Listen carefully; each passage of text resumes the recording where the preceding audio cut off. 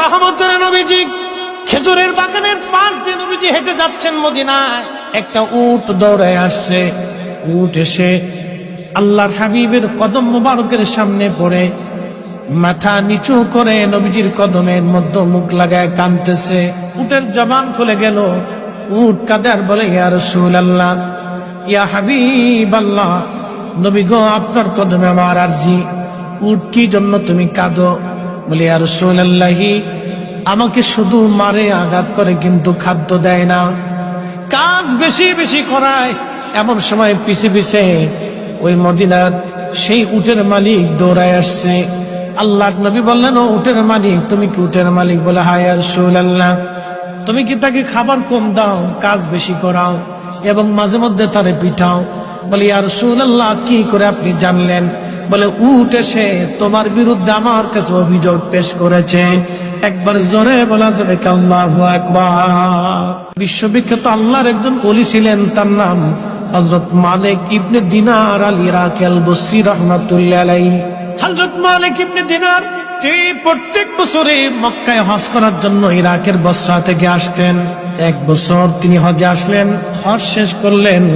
হজ শেষ করার পরে আল্লাহর দরবারে দোয়া করলেন, আল্লাহ, আপনি দয়া করে আমাকে জানান কার হজ হলো, কার হজ হলো না।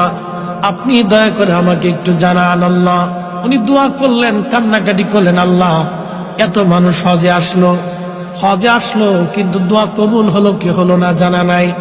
আল্লাহ রাব্বুল আলামিন রাত্রিবেলা হযরত মালিক ইবনে দিনারকে স্বপ্ন দেখাইলেন, মালিক রে, সবার হজ আমি আল্লাহ কবুল করেছি, সবার জীবনের গুনাহ আমি আল্লাহ মাফ করে দিয়েছি, কিন্তু একজন মানুষের দোয়া এবং একজন মানুষের হজ আমি আল্লাহ কবুল করি নাই, এবং একজন মানুষকে আমি আল্লাহ ক্ষমা করি নাই। লক্ষ লক্ষ মানুষ আমি মাফ করছি, কিন্তু একজনকে মাফ করি। তো মালিক ইবনে দিনার ইরাকি বসরি খুব চিন্তায় পড়ে গেলেন যে ওই একটা লোক যদি আমি হই, তাহলে আমার জীবন বরবাদ হয়ে গেছে। ওলিরা তো সবসময় আল্লাহকে খুশি করার জন্য নিয়োজিত থাকে। একসাথে বলবেন আল্লাহু আকবার। ওলিরা কাকে সন্তুষ্ট করতেন? আল্লাহকে, রসুল। ওলিদের কাজই ছিল আল্লাহ তার রসুলকে খুশি করা। কত পদ্ধতি দিয়ে তারা আল্লাহকে খুশি করে, যত পদ্ধতি ছিল সব পদ্ধতি দিয়ে তারা আল্লাহ এবং তার রসুলকে খুশি করতেন।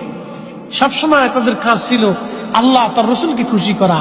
আর আমরা হয়েছি ব্যতিক্রম, আমাদের কাজ হলো খালি শয়তানকে খুশি করা, যার কারণে